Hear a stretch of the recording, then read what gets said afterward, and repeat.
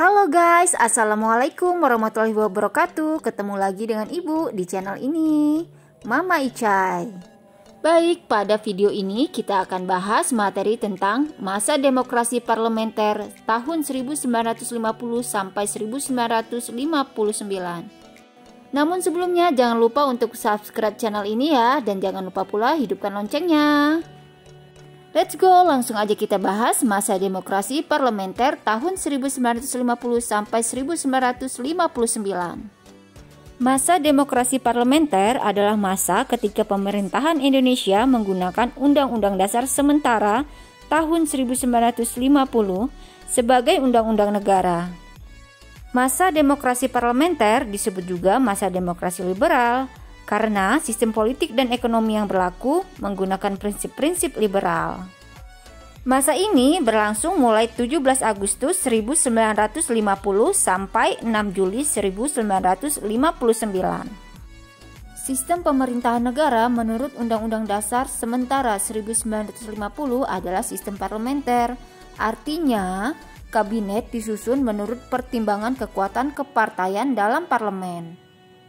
Dan presiden hanya merupakan lambang kesatuan saja. Sistem kabinet yang digunakan pada masa demokrasi parlementer adalah Second Kabinet, yaitu suatu kabinet yang para menterinya dipilih atau berasal dari tokoh-tokoh yang ahli di bidangnya tanpa mempertimbangkan latar belakang partainya. Selama masa demokrasi parlementer dari tahun 1950 sampai 1959 telah terjadi 7 kali pergantian kabinet. Yang pertama ada Kabinet Natsir dari September 1950 sampai Maret 1951. Kemudian yang kedua Kabinet Sukiman dari April 1951 sampai Februari 1952. Yang ketiga Kabinet Wilopo dari April 1952 sampai Juni 1953. Kemudian yang keempat ada Kabinet Ali Sastro Amidjoyo I dari Juli 1953 sampai Juli 1955. Yang kelima ada Kabinet Burhanuddin Harahap dari Agustus 1955 sampai Maret 1956. Yang keenam ada Kabinet Ali Sastro Amidjoyo II dari Maret 1956 sampai Maret 1957. Dan yang ketujuh ada Kabinet Juanda dari Maret 1957 sampai Juli 1959. Sistem kepartaian yang dianut pada masa ini adalah sistem multipartai, yaitu suatu sistem kepartaian yang memiliki banyak partai politik.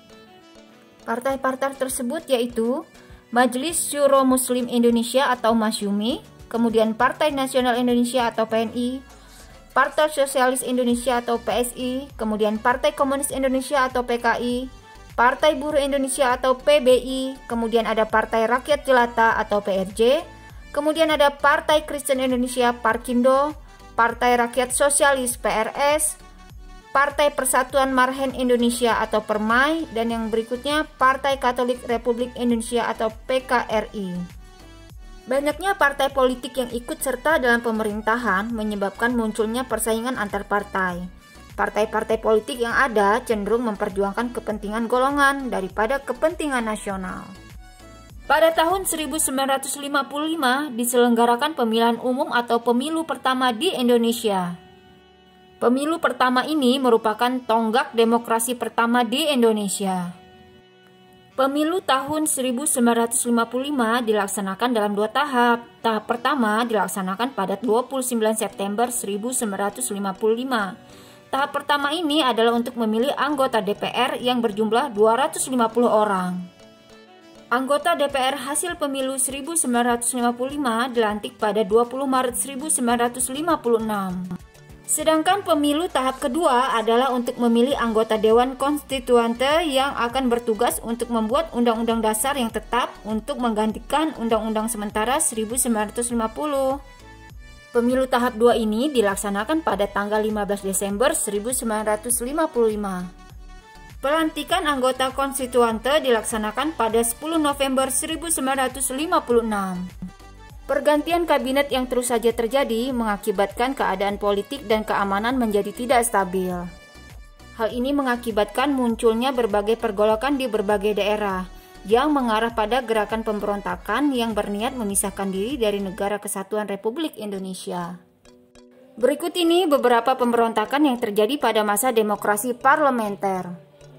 Yang pertama ada pemberontakan Angkatan Perang Ratu Adil atau APRA. Gerakan APRA dipimpin oleh Kapten Raymond Westerling.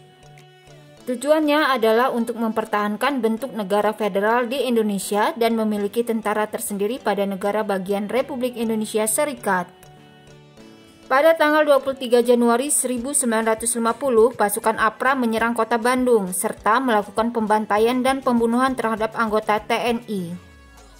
Pemberontakan APRA berhasil ditumpas melalui operasi militer yang dilakukan oleh pasukan Siliwangi. Selanjutnya pemberontakan yang kedua yaitu pemberontakan Republik Maluku Selatan atau RMS. RMS dipimpin oleh Mr. Dr. Christian Robert Stephen Soumokil. Mereka menolak pembentukan Negara Kesatuan Republik Indonesia. Mereka ingin merdeka dan melepaskan diri dari wilayah Republik Indonesia.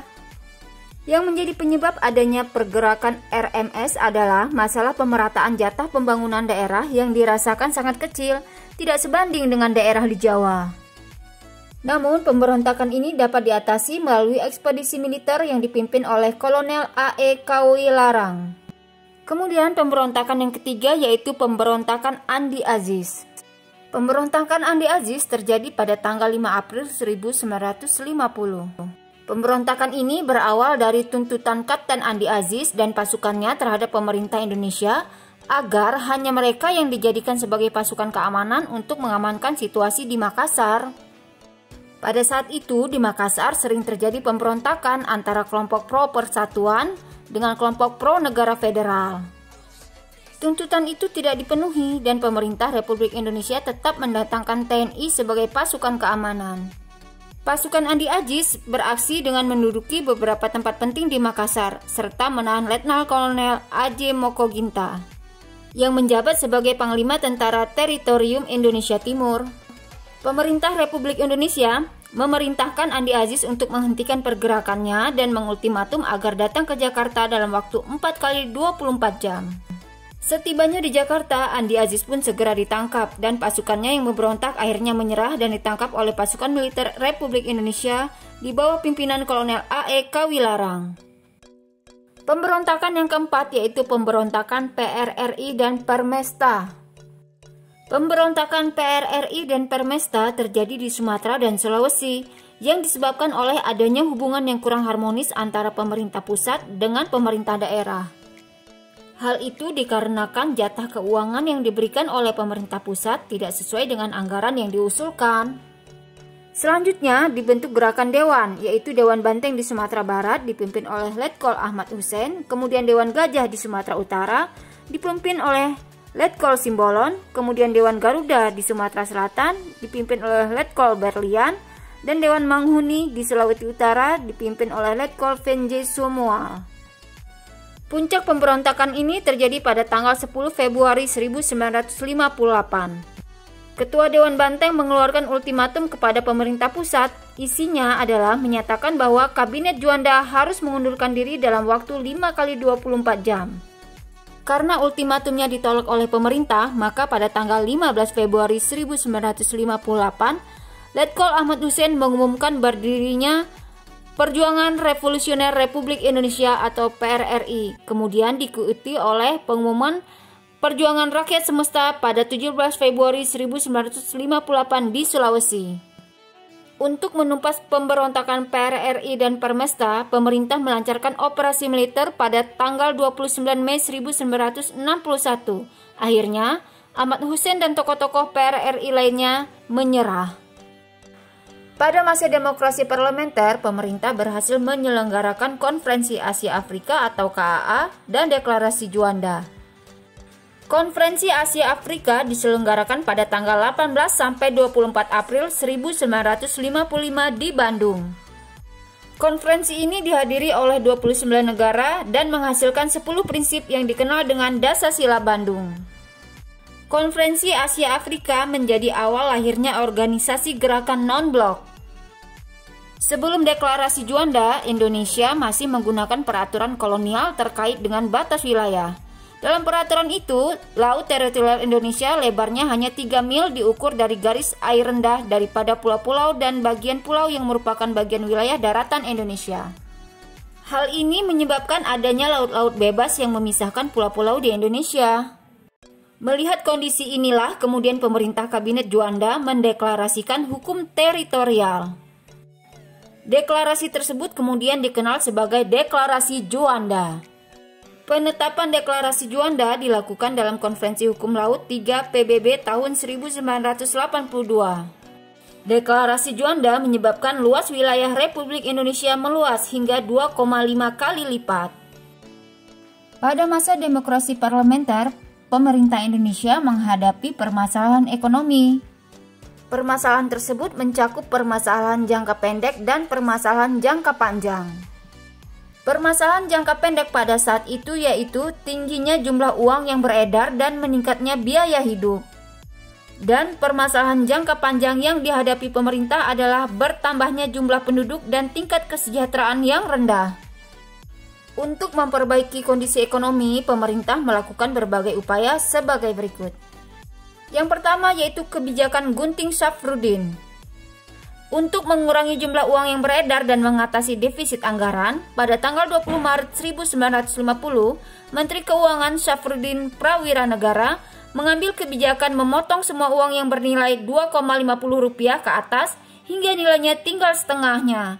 Melalui kebijakan ini, jumlah uang yang beredar dapat dikurangi. Kemudian yang kedua yaitu sistem ekonomi gerakan benteng. Gerakan benteng merupakan usaha pemerintah untuk mengubah struktur ekonomi kolonial menjadi struktur ekonomi nasional. Tujuan dari sistem ekonomi ini adalah yang pertama, menumbuhkan kelas pengusaha di kalangan bangsa Indonesia. Kemudian yang kedua, para pengusaha Indonesia yang bermodal lemah perlu dibimbing dan diberikan bantuan kredit.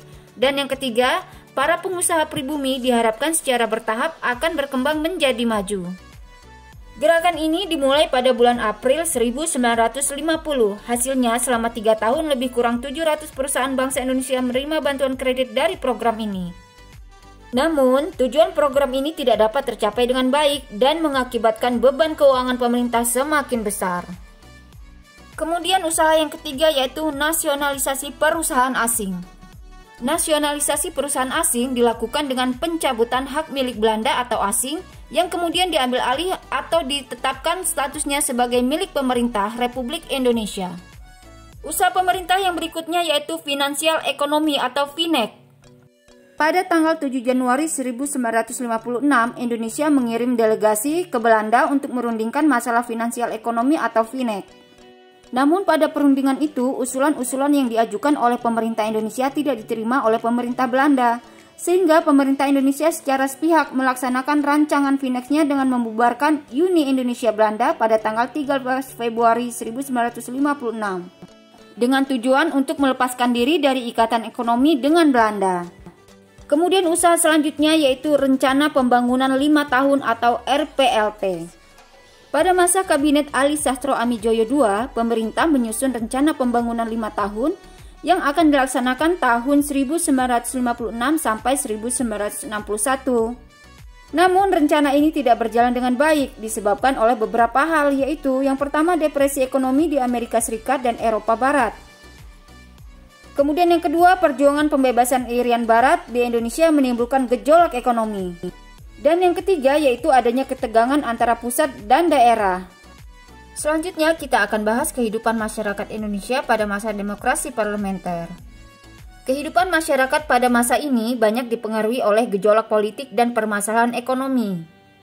Gejolak politik menyebabkan munculnya gangguan keamanan di berbagai tempat, dan upaya perbaikan ekonomi yang tidak berjalan lancar menyebabkan meningkatnya angka kemiskinan dan pengangguran. Pada tahun 1950 diadakan pengalihan masalah pendidikan dari pemerintah Belanda kepada pemerintah Republik Indonesia Serikat. Kemudian disusunlah suatu konsepsi pendidikan yang dititikberatkan kepada spesialisasi. Setiap lulusan sekolah dasar diperbolehkan melanjutkan ke sekolah teknik menengah, kemudian melanjut ke sekolah teknik atas. Setelah lulus dari sekolah teknik atas, diharapkan siswa dapat mengerjakan suatu bidang tertentu. Pada masa ini didirikan beberapa universitas baru, diantaranya adalah Universitas Andalas di Padang, Universitas Sumatera Utara di Medan, Universitas Indonesia di Jakarta, kemudian Universitas Padjadjaran di Bandung dan Universitas Airlangga di Surabaya, serta Universitas Hasanuddin di Makassar. Dalam bidang kesenian muncul berbagai organisasi seni lukis seperti Organisasi Pelukis Indonesia dan Gabungan Pelukis Indonesia. Selain itu berdiri pula Akademi Seni Rupa Indonesia atau ASRI di Yogyakarta. Oke, itu tadi materi kita tentang masa demokrasi parlementer di Indonesia. Terima kasih sudah menyimak. Assalamualaikum.